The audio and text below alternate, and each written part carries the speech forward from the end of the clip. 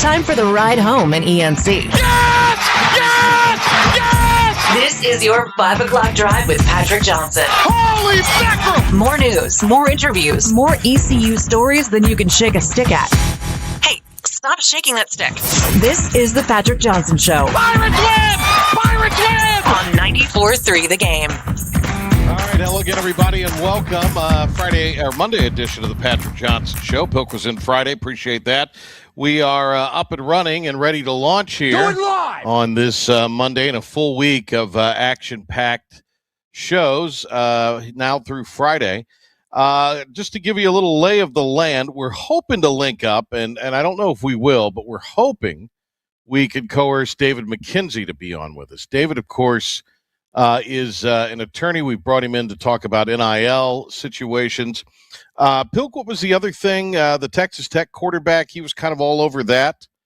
And we'll get his reaction, at least in the form of a tweet, to what kind of the next level is, the turn out of the 5-5 class of 2022 decision that was handed down by the court in Denver, Colorado, or in Colorado on Friday. So we've got that for you. Phil Steele will be with us tomorrow.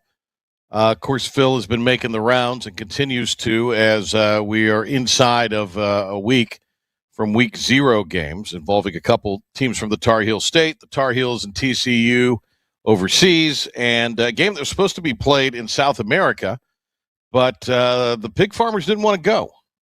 And neither did the Blue Bloods from Virginia. So that game has been moved to Charlottesville between UVA and the Wolfies. The Wolfpack A for soft people. Yeah. And that group will play a non-con game because why do that when you could play, East Carolina, App State, although they are playing App State this year in Raleigh, or Charlotte. I think everybody would want to play Charlotte right now. That's just me. Brian Mull later in the week on the PGA Championship, which is a ridiculous format. What they're doing this weekend, absolutely insane format after the year where Scotty Scheffler's kind of sat atop the board and dominated and won last week. And if he had not had some kind of kid disease or ailment, he probably would have done quite well this week. Later in the week, scheduled to be joined by Shane Winkler, Dugan Lloyd,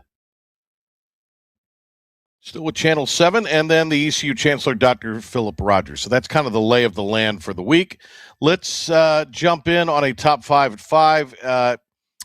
By the way, if we do not get Chancellor Rogers, Pilkington sat down at Media Day with the two battling it out to be the starting quarterback for the Pirates, so we'll bring some of that audio to you during the course of the hour. Intern Ryan, intern Thomas are both in. Pilk, anything from you before we get going here at the top 5? I don't know about up there. I'm at the Working Man's Beach, and it is stormed all afternoon. I got a little beach stroll in midday, late morning. Needed to clear my head with some family emergency matters going on over the weekend. And so headed out, and it was hot, soupy. And then about an hour later, after I had my salad with grilled chicken, it started the storm. So. Yeah, I went home for a brief minute. I left my windows cracked because it was toasty. And your car got soaked. Yeah, I caught it as it was starting. I was actually getting ready to leave back anyways, but I don't know. Mary was just out in the elements. Was it raining just now? Mary in the house today? Mary is now also in the house, yes. You do learn a lot about yourself. Oh, wait a minute. Mary's in the house today? What did you say? Yeah, she's here. Okay. I picked up my pen and hit a button. Okay. I was like, what did that have to do with it? Gotcha. Yeah. Yeah. That really was a cut from another sportscast. All right. It's already been spilled a little bit on social media. We'll do a bigger formal announcement tomorrow since it'll be a week away, but there's some programming coming. There's also some things we're deciding with for this show, to be quite frank. And I just, because of, again, some family emergency matters this weekend, could not put any meaningful thought to that. So on my end, but we will do that. All right, let's do the top 5 at 5 and jump in with what we need to tell you about, because there are a lot of big topics going on, including right here in Pirate Nation. Hit it. This may very well be our last mission. Let's make it count. This is the Patrick Johnson Show on 94.3 The Game. It's impossible. Now some stories you may have heard You ready? or catch it for the first time. This is your 5 at 5 with the P-Man. Number 1. Alrighty, number 1, East Carolina Football Media Day was this past weekend. Coach Blake Harrell did speak to the media after the team's second and final scrimmage of the 2026 season. And when he was asked about the quarterbacks, here is what he had to say. At some point next week, we'll probably have some conversations within our building, within our program, within our coaching staff about which direction we want to move there. But I think we're closer to making a decision there than we were this time a week ago. I would not make an announcement before the game. I wouldn't. Why would you? Yeah, you need a make 'em little prepare for advantage both. going in. I mean, you need every advantage. And if you can cause, now look, Alabama's got staffers coming out of their ears that can look at film. So they're breaking down film on both guys. So, but they're still having to put those resources into that. Not just one guy, but both guys.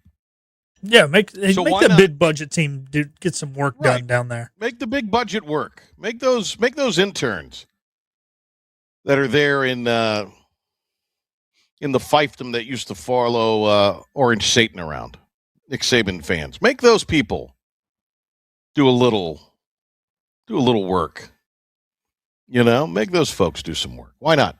By the way, Alabama named their quarterback over the weekend. What is his name, Pilk? I had it earlier, but I've lost it, of course, because everything just crashed here. But he's I the don't remember former which other five-star. He's Alabama! and he's starting in place of the of the Keelan Russell. Keelan, that's it. It looks like it would be Kayleen, but it's Keelan Russell. And so he will get the go. Everybody's all giddy because he's put up some numbers in the scrimmage. But he's a 5-star recruit. So they went ahead and named their starter this weekend. If I'm ECU, I will not. How much of the scrimmage did you see? We were allowed to get there at noon and at a little after 12:30, so saw a decent amount, but most of what we saw was 3s and 4s. I did see a 1 or 2 drives with the 1s and 2s. I was told by the people who were there the whole time that that Mitch Griffiths ran with the 1s for the first half. They did do a halftime kind of thing, and then Emory Williams ran with the 1s the second half of practice, and both guys looked pretty good. All right. If allowed today, we will hear from both quarterbacks who talked with Pilk, and it's on our social media, but we thought we'd play it here for the folks today, depending on time and depending on if we're able to maybe wrestle up or scare up David McKenzie. We will see. All right. What do we have? Anything you would like to add on that? Again, I kind of felt like, and again, this is just reading tea leaves, hearing from people that have actually watched kind of extended versions of these scrimmages and practices, and the feeling is Mitch Griffiths, to me, would be the guy that at least gets the start at Alabama.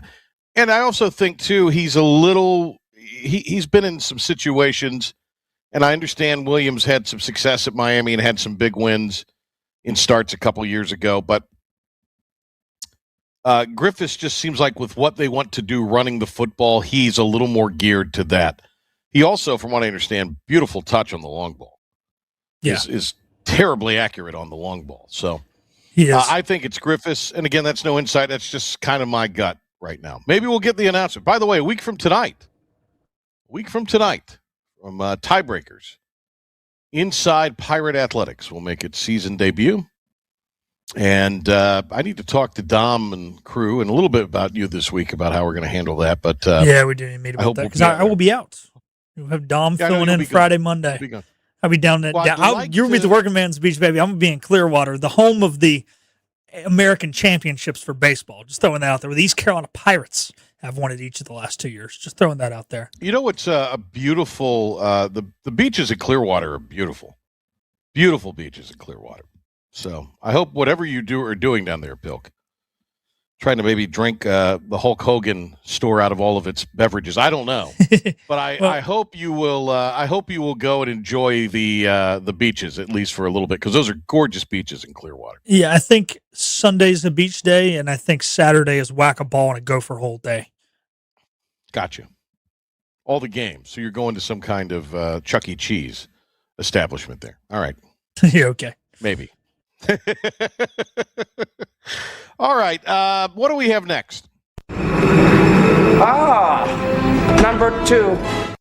Number two, we talked about it on this show Friday, but the 10th Circuit lawsuit came down, and the players were not granted eligibility by the court in Colorado. Patrick, do we want to hear the J.D. Lampley stuff first, or would we like to go to the tweet first? What is your thoughts on this? I would say the Lampley stuff, because that's kind of the latest turn in it. I mean, yeah. And again, if you've been under a rock, essentially a federal appeals court granted the NCAA's request for the stay for the lower court injunction. So that blocks the blanket fifth-year eligibility for the high school class of 2022. Well, you probably know, if you're an ECU fan, there were 3 players that were re-entered into the program based on the fact that they were high schoolers in 2022, had played their 4 years. None of them had redshirted, and we're all of a sudden in a position to come in and do a 5th year. Well, that is now struck down. There are twists and turns in this. We'll get into some of that. I tell you what, let's put the McKenzie quote screen for the folks, if you will. This was a tweet. And again, David McKenzie, we were trying to get him to join us here today. Let me find my summation of the McKenzie thing.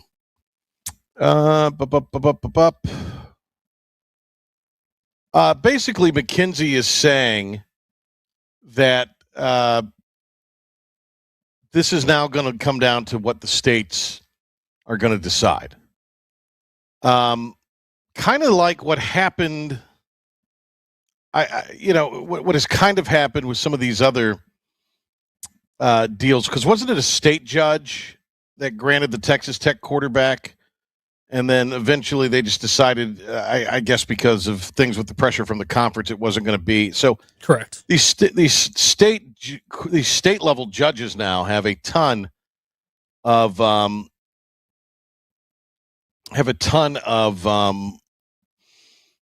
influence on this thing. So in part, this is kind of what McKenzie is saying. Expect players to race to individual state courts asking judges for emergency injunctions to allow them to play. They have to move quickly. School has started, rosters are being finalized, and the season is here. The longer they wait, the harder it becomes to argue this is an emergency. That could create what this attorney calls a Swiss cheese eligibility system. One player gets an injunction in Kentucky and plays. Another player with virtually the same case in Ohio doesn't. That's just an example. Somebody in Texas gets a temporary order and plays. The NCAA will almost certainly appeal whenever it loses, but some players could remain eligible while those appeals work through the courts.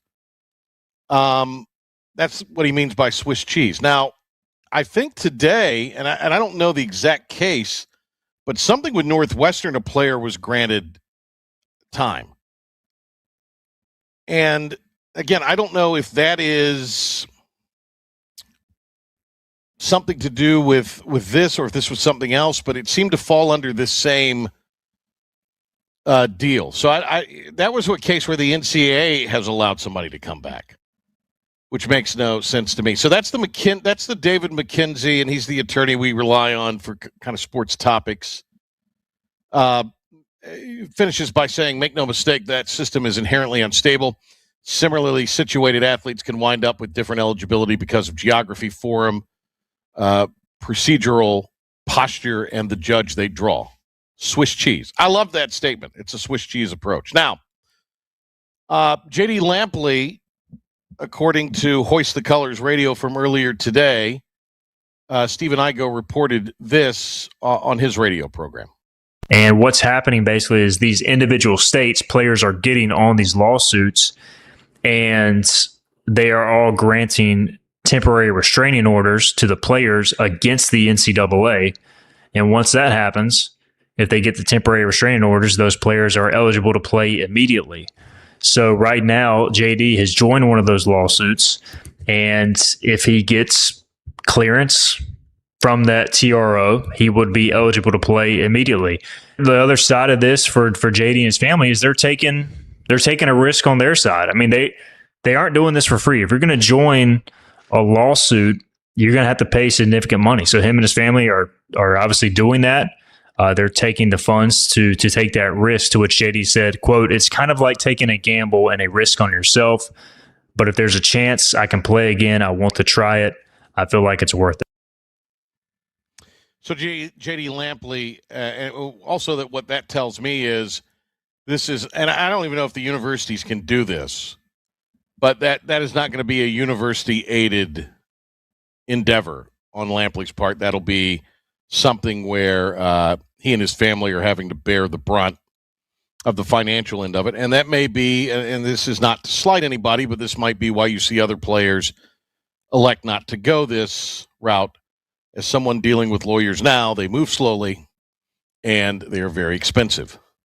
So, not everybody can afford to do that.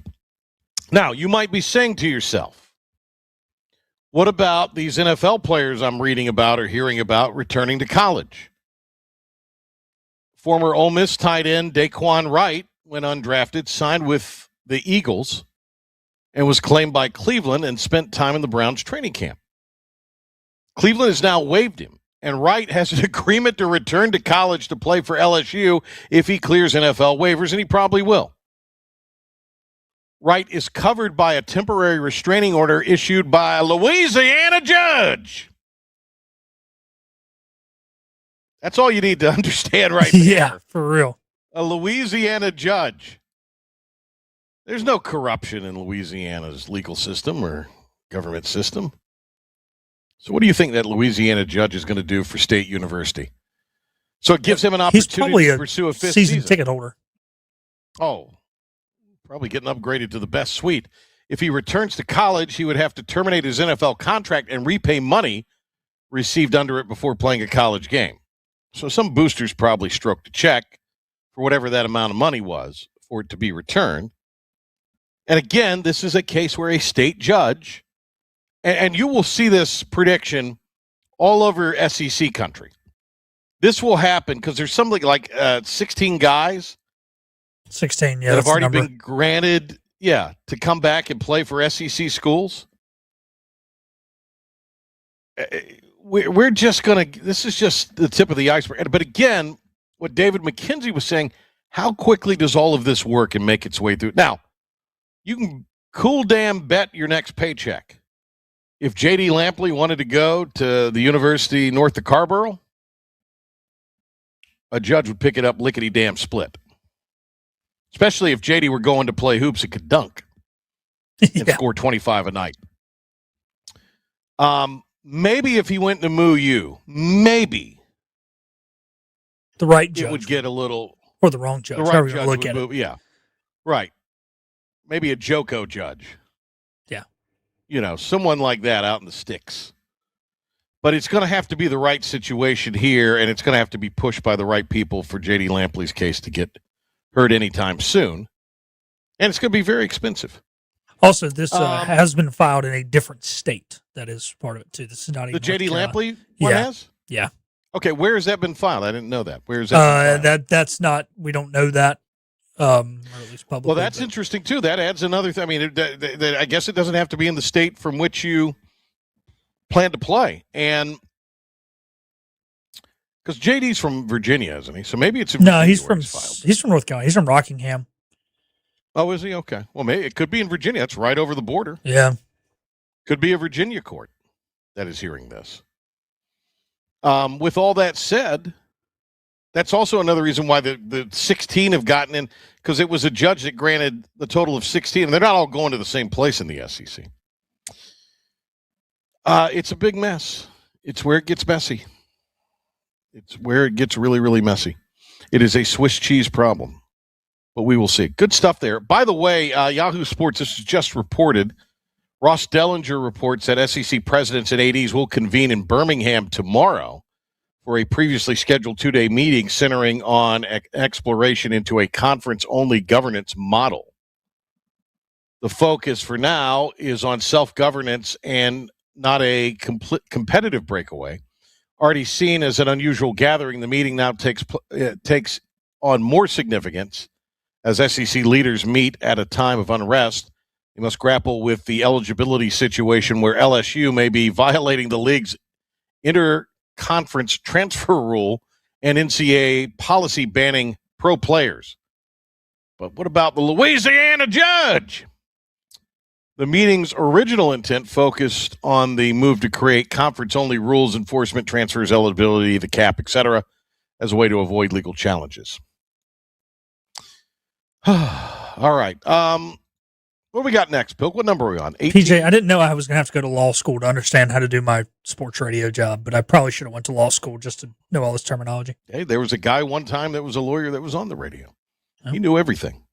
Next. Number 3, you can be down with me. All righty. Number 3 last night. Coolio. R.I.P. Coolio there.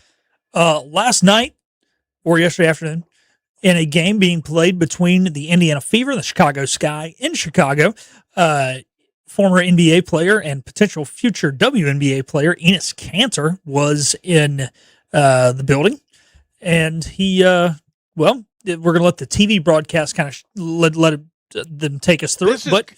This is straight comedy. This is straight up comedy. Go ahead.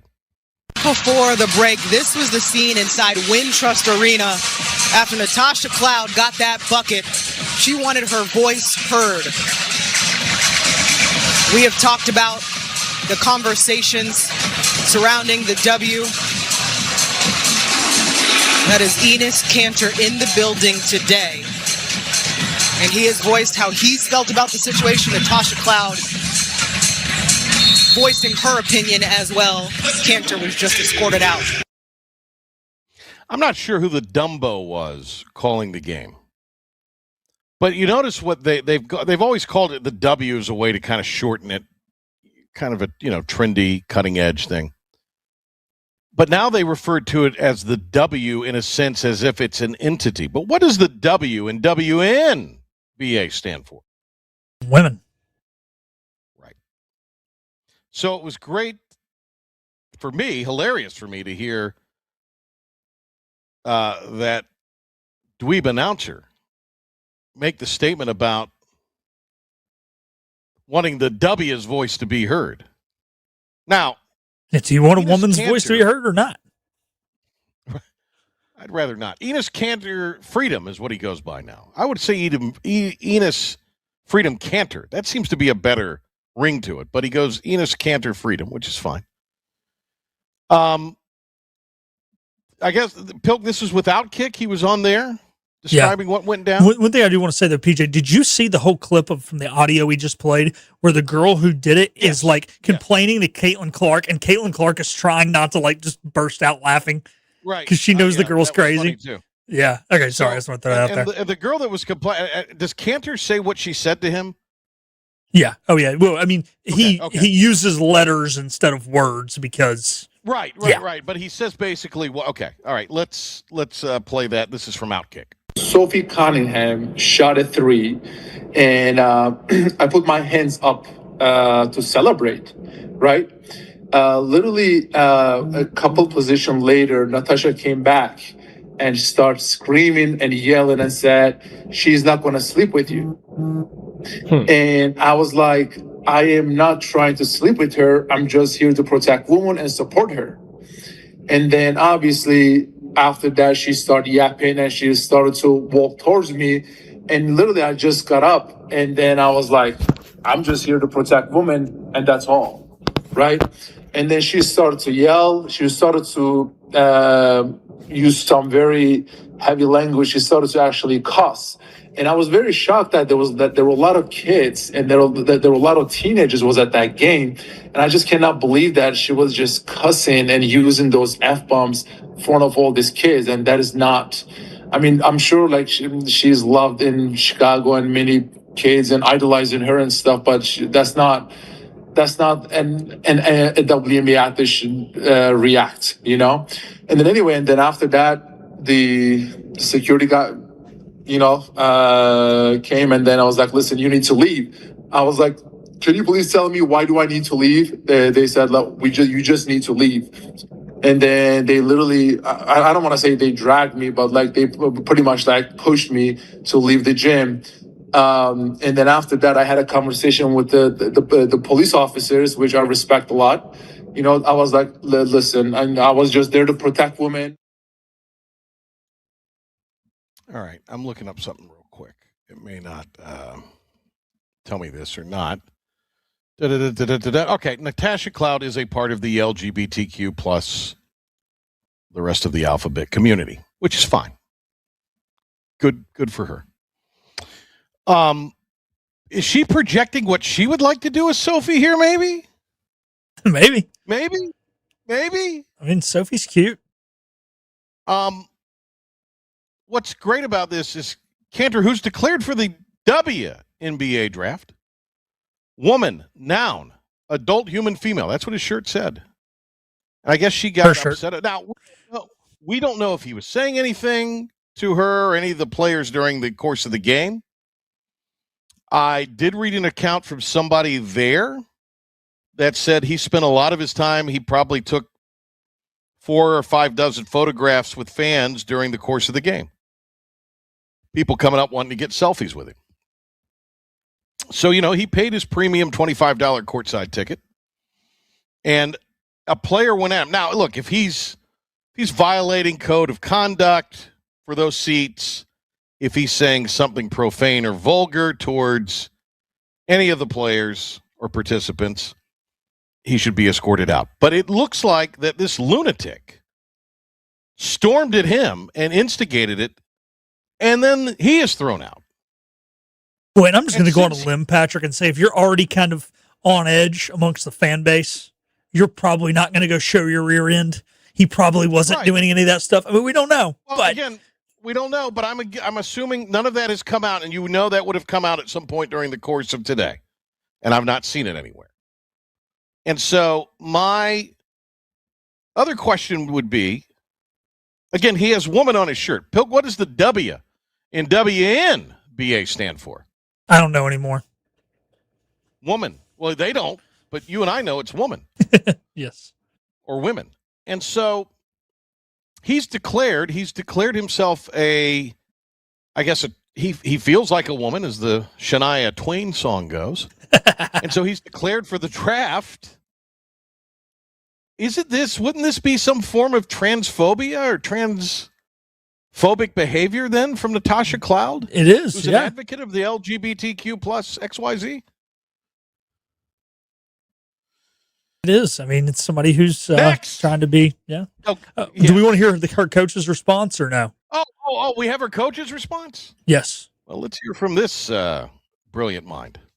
I haven't talked to Tasha. I know that she was, I talked to the team, and, Tasha didn't want to feel like she was a distraction. I told her she wasn't. I told her that we all embrace her as someone that protects our team and protects people that need to be protected. And so Tasha's always going to stand on that, and we stand for Tasha. So he's the one. Cantor's the one who's protecting people that need to be protected. There are how many teams in the league, Patrick? Times 12 players who have jobs, whatever that number is. I don't know how many teams are in the league. He's protecting every single one of those women by trying to get the rules changed that men can't play women's basketball. And you're saying the girl who's yelling at him is protecting women? No, Enos Kanter's protecting women.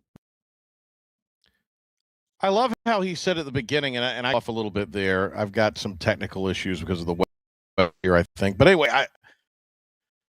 I think she didn't want to be a distraction. Natasha Cloud's become a distraction. Yeah. All right. What do we got next, Pilk? Number 4. Alrighty, number 4, a little negative news coming out about an alum of East Carolina University. Reports came out that late last week, Harold Varner and 5 of his friends were kicked out of a golf course in Indiana.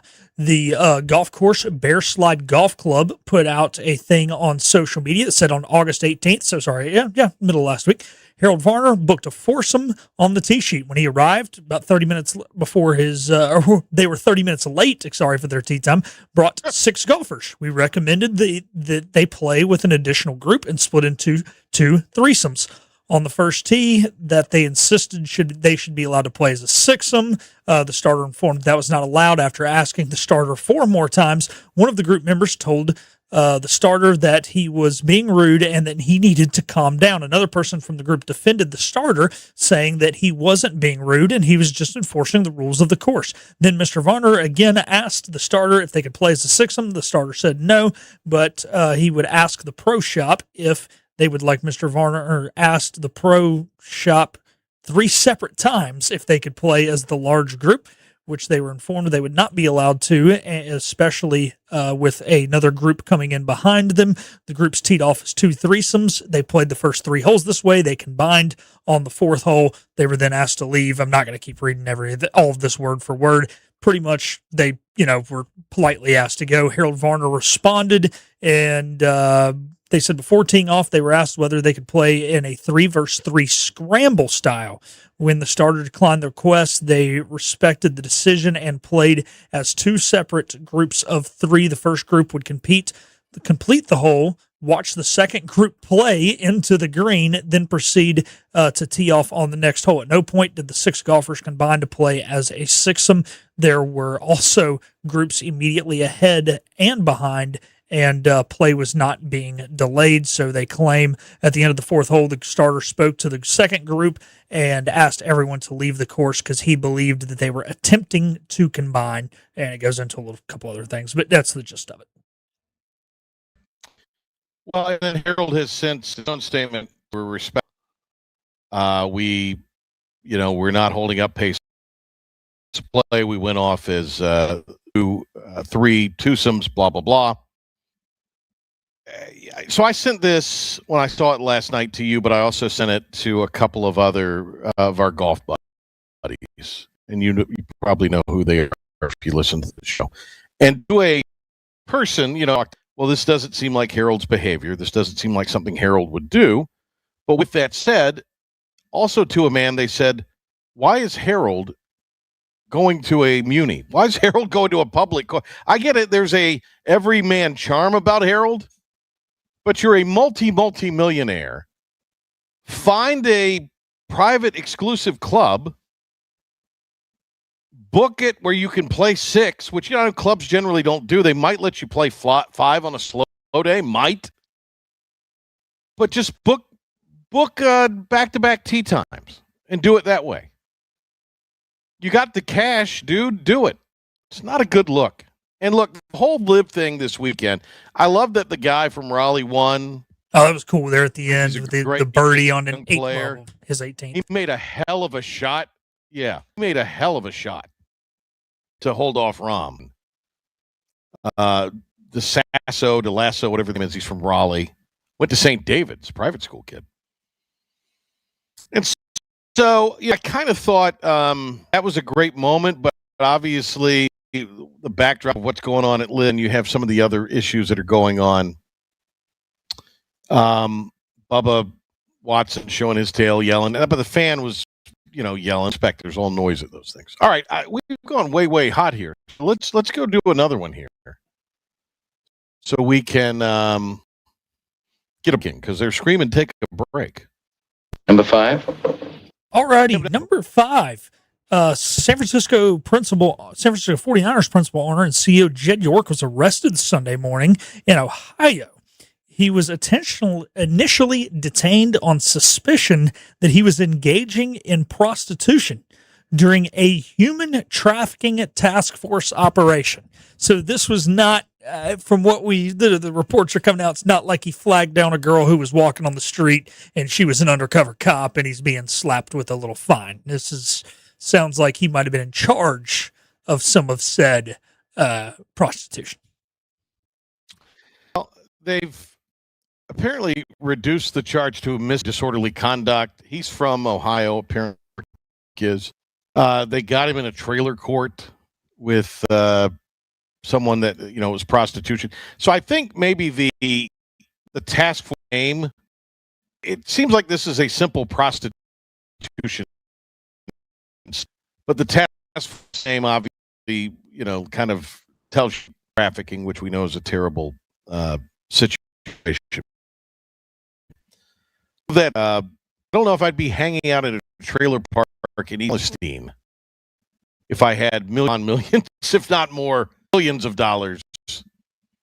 That just what's up with? I guess these owners like Kraft and this guy are such. I don't know. Mania is the thrill of. Well, I don't know, that just seems so strange. Yeah, Patrick, you're breaking up pretty bad. So I'm gonna have you, disconnect and reconnect during the break. But yeah, I'm with you. It does sound strange. I don't know if it's. I'm sure there's some money involved, so I think they're money crazed, but I think they might be crazed for something else as well. All right. Anyways, while Patrick gets reconnected, we are going to take a timeout, and on the other side, we're probably going to hear from some of the Pirate quarterbacks and some of their comments from Media Day. All that and more still to come on the Patrick Johnson Show.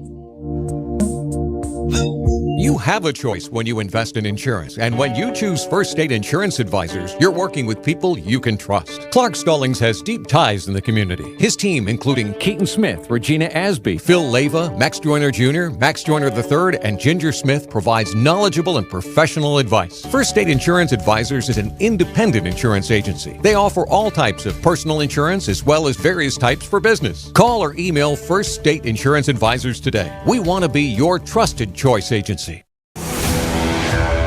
The best burgers around. Everyone loves a thick, juicy, and fresh burger.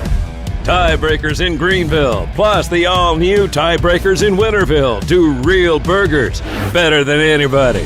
So don't just go to any burger-themed restaurant chain. It's time to break the chain and eat local. Tiebreakers, real burgers at its best. Everybody loves burgers. Make every day electric on the Kawasaki Electro 20 electric balance bike. Maximize the fun with long run times, impressive top speed, and Kawasaki build quality. Easy adjustability and smooth handling make everyday riding more enjoyable. And the standard MTB type tires provide off-pavement capability. The Kawasaki Electro 20 is the electric balance bike that's built to rip. Go to Ron Ayers Motorsports, Memorial Drive north of the airport, Greenville. Grimes Built Construction is currently building homes in Pitt and Beaufort County, and they're always looking for land to start new neighborhoods. Grimes Built Construction is a custom home builder, but also builds beautiful spec homes in all price ranges. These aren't cookie-cutter homes. A Grimes-built home has great design, character, and the extra detail you desire. This is Chad Grimes with Grimes Built Construction. If you're in the market for a new home, or if you have land for sale, give me a call, 252-717-1418. This is a standard hold belt. You can get at any fashion brand, department store, or Amazon. They can be nice, look good, even sometimes expensive. The downside, they're only limited to 5 holes. Not to mention these holes wear out in less than a year. So this is an Anson belt, micro-adjustable holeless belt. Instead of 5 holes 1 inch apart, we have 30 plus options spaced a 1/4 inch apart, giving you the perfect fit every time. Slide your belt through, click, click, click. That's the sound of a perfect fit. Check us out at ansonbelt.com.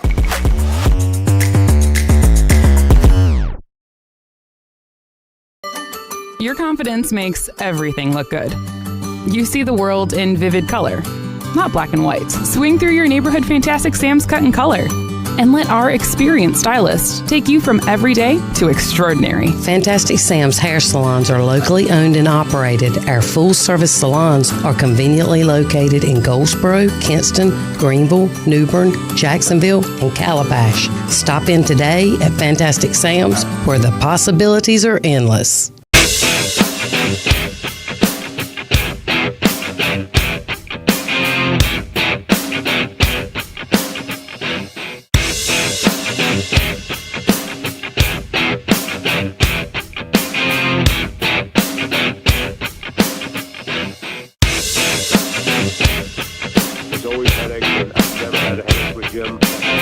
other investment properties in Washington, North Carolina, and he works on all of them.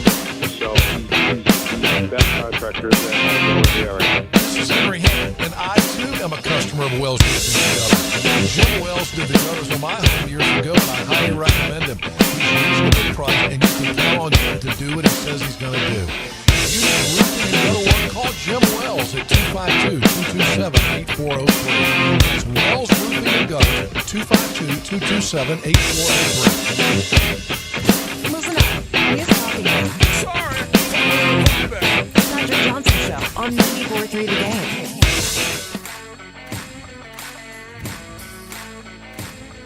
Welcome back. Pilk, you got me? Loud and clear, sir. Okay, very good. Yeah, I was just one thing on the 49ers thing. What a weird offseason. Because we really haven't started the season yet. What a weird offseason and preseason for the Niners, huh? Yeah, really. With the coach and all of the mystery surrounding that. And anyway, tell you what, let's Pilk, set this up for us here. You did some interviews with the quarterbacks and I think this is particularly interesting and important because the quarterbacks, we still haven't had a starter name for East Carolina. So, Pilk, you caught up with them. I know it's on social media, but let's take a listen to this and see how this kind of lays out here. From what I heard from the two guys, I was very impressed with both of them. Yeah, definitely mature beyond their years. Great to get to know. So I sat down with Mitch first. We're going to play that. It's Mitch Griffiths, quarterback for East Carolina, transferred in from Texas Tech, and here's what he had to say. Mitch, you come in, obviously, when you came in, you were the first of the two guys to come. You knew that you weren't going to be the only guy probably brought in with as many guys that left. So that's the nature of college football right now is moving. It's position battles. The tough thing is quarterback is kind of the one in sports where only one guy plays. Yeah. So, how do you balance trying to worry about the competition, but also worry about yourself and control what you can control? Yeah, that's a great question. I've been in a lot of quarterback competitions in my 6 years of college football. I think every single team in the country has a quarterback competition. If the quarterback's not getting it done, they're going to look somewhere else. So even if you're returning the Heisman Trophy winner, you still got to do your job. And I've been in them every single year, whether to be the starter or to be the backup. And I think the biggest thing for me that I've learned over the years, and I've definitely caught myself doing this at other times, was not focusing on the other guy. And it's really hard to do. It's hard not to focus on, the success he's having, or maybe if he makes a mistake or whatnot. But it's all about focusing on yourself, doing your best every single day, focusing on your growth, your development. And then that's something I really try to focus on, just being in this competition. Emery's a great player. If I'm worried about what he's doing, it just takes away from what I'm doing. So you really just got to focus on you, focus on your reps, and then control what you can control. So this is an interesting offense, it's got some air raid tendencies, but it's hard to call it the true air raid. I guess the Rams are probably the only team in the country that truthfully runs an air raid now. So it is a lot of pressure on you guys, but also there is a lot of getting the ball out in space to the receivers. So I'm sure you like to make the tight window throws. That's what's fun for a quarterback. But sometimes you just give it to them and make them go make the plays. So who has really impressed you making plays with the ball in their hands once you've done your job? I think the running backs, all those guys have done a great job with the ball in their hands. And then our receivers, they do a great job down the field catching passes, but it's getting the ball in space to those guys quick, on screens or swing routes, but really just getting them the ball on checkdowns. That's been the biggest thing we've been trying to emphasize as camp's gone on is, if they're taking away the deep stuff, get it down to your check down. And, man, those guys have made 2-yard passes, some pretty big plays. So it makes our job a lot easier as quarterback. So shout out to the whole running back room doing a great job of just making plays in space. So one of the guys that's returning here that we love in Greenville is Brock Spalding. This is a guy who, when you look at him, he walks through the door, you go, yeah, that guy's a slot receiver. And then you look at his snap count, and throughout his career, it's been about 50-50 at the slot as well as the outside role. So where do you see him fitting, or is it just going to be one of those where you think other guys are going to win their position room starting jobs and they're just going to put Brock wherever he can play? Well, yeah, that's a good question. I think Brock's one of those guys that he can play any position on the field. He can play running back if we had to. But Brock's one of those guys you're going to go into every single week. Like, here's 5 plays. We're getting number 10 the football. So whether that's inside, outside, tailback in the backfield, he's a phenomenal football player. I love having him on my team. So he'll play anywhere we can put him. Man, he's a dynamic football player. Let's talk about a little bit about the offensive line. It is a group that's coming together. You got a couple transfers, a couple guys returning. Carson Jones, he's been with us here in Greenville for 2 years. However, he's been battling injuries, so he's almost a new guy up front. How do you feel like the communication is going with the center and with the rest of the offensive line, and how have they helped you identifying things pre-snap? Yeah, I mean, they go as we go. Or, sorry, we go as they go. They a good offensive line is a good football team, and we have a really good offensive line here. There's about 8 guys that have been rotating with that first group, and I trust every single one of them. And the cool thing about them is they're a really tight group. And when you got 5 guys that can play together and be on the same page, if they're all right, we're all wrong. Or if they're all wrong, we're all right. So they do a great job of communicating. Really tight group. I mean, some tough dudes that work really, really hard. So they made my job super easy. And, they're smart. So they played a lot of football. I can ask them questions, what they're seeing, how I can help them get into a better protection if it makes it easier on them. So it's been fun working with those guys. I mean, those guys are my best friends. So I love working with them every single day. And it's a tough group of dudes. Thank you for your time, Mitch, and good luck this season. Appreciate you. All right, Mitch Griffiths, good stuff from him. Now, Emory, do we have time for Emory Williams in this segment? Let's do Emory Williams if we can, or do you think we need to get a break? Let's take a break and then come back. And All right. yeah. All right, hit a break, come back, Pilkington's conversation with Emory Williams on the other side. This is about you, your family, and the health of all who live in Eastern North Carolina. This is about the transformation of a health system into something more powerful and more human, about creating new ways to treat disease and keep you well. This is about ECU Health, which is to say, it's really all about you. ECU Health. Minds, hearts, purpose. Make every day electric on the Kawasaki Electro 20 electric balance bike. Maximize the fun with long run times, impressive top speed, and Kawasaki build quality. Easy adjustability and smooth handling make everyday riding more enjoyable. And the standard MTB type tires provide off-pavement capability. The Kawasaki Electro 20 is the electric balance bike that's built to rip. Go to Ron Ayers Motorsports, Memorial Drive north of the airport, Greenville. Visit Larry's Steakhouse for a tender, hand-cut, certified Angus ribeye. Other entrees include perfectly seasoned pork chops, chicken, or seafood favorites like shrimp, tuna, and salmon. Complement your meal with Larry's fresh 20-plus item salad bar, or enjoy it as an all-you-can-eat entree. Daily rotating favorites include meatloaf, chicken pastry, hamburger steak, spaghetti, pork chops, and more, all complemented with your favorite country sides. Whether it's for lunch, dinner, or our Sunday brunch, remember to support and eat local. Larry's Steakhouse. Daughtridge Gas and Oil has been your dependable propane supplier for 95 years. Their trained technicians can service and properly install all your propane and natural gas appliances. Plus, Daughtridge Gas and Oil is your backyard expert with fire pits, grills, smokers, and more, including quality outdoor furniture at their Greenville Patio and Hearth Shop at 1901 Charles Boulevard. Go by and see the knowledgeable staff at Daughtridge Gas and Oil for propane delivery or call 756-1345. Acre Station Meat Farm, along with Lane Angus Beef, bring you Farm to Fork Beef. Stock your freezers now with affordable beef boxes, just in time for the grilling season. Farm to Fork Beef brings quality local beef to your family. From your traditional butcher shop, Acre Station Meat Farm. Come on down to Acre Station Meat Farm and find out why we're #1 in fresh cuts and friendly service. Acre Station Meat Farm, Highway 32 North, Pinetown. Your future is full of possibilities, and Pitt Community College can help you explore every option. You can earn a degree, learn a trade, transfer to a university, or launch a new career. We offer the support you need to succeed with flexible schedules, affordable tuition, and programs designed for the real world. Your path, your future, your college. Pitt Community College. Register now.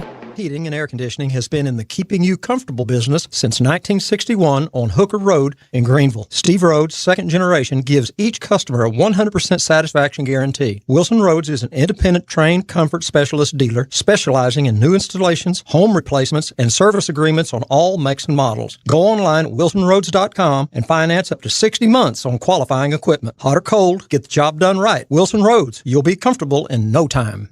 Turn your car into cash with an instant Kelly Blue Book offer from Barber Hendrick Honda in Greenville. Go online to barberhendrickhonda.com to value your trade, explore inventory, and apply for financing, all from the comfort of home.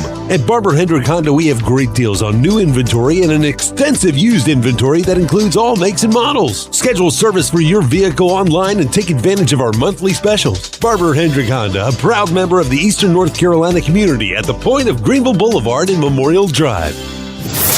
And now, the stunning conclusion. Why is everyone screaming? On 94.3 The Game. All right, we heard from Mitch Griffiths. Here is Pilk's interview with Emory Williams. First off, Emory, how did the fall camp go? Good. I learned a lot. It was good to get out there and practice and have these scrimmages, get put in these interesting situations, and it was good. I learned a lot from it. You're probably asked all the time about the quarterback competition. What have you learned about just what it takes to be in one, and how to process all that stuff? Yeah, that's a good question. Obviously, I think Mitch is a great player. He's a great person. Me and him have a great relationship off the field. I really appreciate that. Never letting the business side of things affect the personal relationship. But you do learn a lot about yourself because it's mental, but it's also at the same time what quarterbacks sign up for. It's normal all across the country. Doesn't matter, high school, college, pro. Quarterback battles happen. So having that experience, I think it prepares you for adversity and later obstacles in life. So you got here really late because you were fortunate enough to play in the national championship game. So what was that transition like here? I mean, a lot of guys, when they transfer in, school starts and they've already been here 3 or 4 days. I think we had already had 2 weeks of school before you got here. So what was that transition like? Hectic, but good. It's. I think, like I said previously, I think it prepares you for life. Sometimes life throws obstacles and can get crazy, and so having the ability to gather yourself and kind of then direct and orient your life from there. And so it was good, and I appreciate that experience.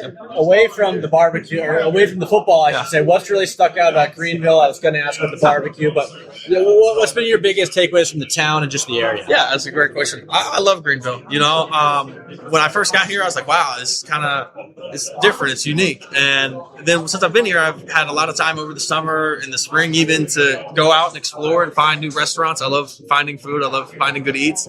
I was surprised at the diversity of cuisine in Greenville, to be honest. I found delicious little French cafes with awesome pastries. The barbecue is unbelievable, of course. I've found good Indian cuisine that's really delicious. Mediterranean here is also really good. So I was surprised at, honestly, the diversity of the food cuisine. It's been unbelievable. Ashton Gray was telling me he's one of the best DoorDashers in town. Is that true? Yeah, absolutely. I'm not surprised by that. So let's talk a little bit about the offense. You guys run, I don't want to call it the air raid. It's not the true air raid. It's got some air raid tendencies to it. It's got some quick, get the ball out in space, kind of some West Coast-ish tendencies to it. So, obviously I'm sure you like to push the ball down the field. You like to be challenged. But also when you throw the shorter stuff, it puts the ball in the hands of some really good athletes. So who's impressed you when they have the ball in their hands? Oh, that's a great question. Honestly, I've been super excited to see our receiver room and how they perform during this camp. I think that's a very, very deep and talented receiver room. I think it doesn't matter what group's out there. You have the full confidence in them. I think you look at guys, Jeremiah Melvin, DQ, TJ, Brock, Ray, of course, Jason, Johnny, all these guys. It doesn't matter if they're on the field. Whoever's on the field, we've got full confidence in them. They run great routes. They're excellent, like you said, with the ball in their hands and making plays. And so when we do, take a shorter throw, watch them work magic. You know what I mean? What do you think, speaking of the receiver room, when you do kind of look at the group as a whole, what do you think the specific strength is of that group? Oh, that's a good question. Speed. Honestly, I think we have some guys that can absolutely win vertical and stretch the field. I think the speed is really what stood out to me. So you get the ball to those playmakers in space, and they can make some plays. You mentioned Johnny Williams earlier. So he's an Eastern North Carolina guy. So our listeners are going to want to hear that. He went to Havelock High School, which is in the same conference as a lot of the local high schools. So can you give us an overall football scouting report, just kind of on Johnny, because I think all of our listeners want to know. Yeah. I love Johnny. One, he's an unbelievable human. I have a lot of respect for him, how he handles himself off the field. He's an unbelievable person. And then as a player, I think he runs great routes. He's got great hands. He's quick. He's twitchy. So just getting him the ball, and he's a smart player too. So getting him the ball in space, he can cause damage. When you kind of look at the offense as a whole, what has it been like? Kind of, I know you're new, but so is Jordan. What is it kind of like having so many new faces and trying to find your identity in the preseason? Yeah, that's a good question. Honestly, having all of this newness at once, it really puts the emphasis on paying attention during the walkthroughs, the meetings, and being locked in, because there is so much newness, and I think it also, it's a lot of people's first opportunities to make a name for themselves, to make plays and whatnot. And so I think that's the exciting part about the offense, and seeing it all come together. And when it clicks, it's dangerous.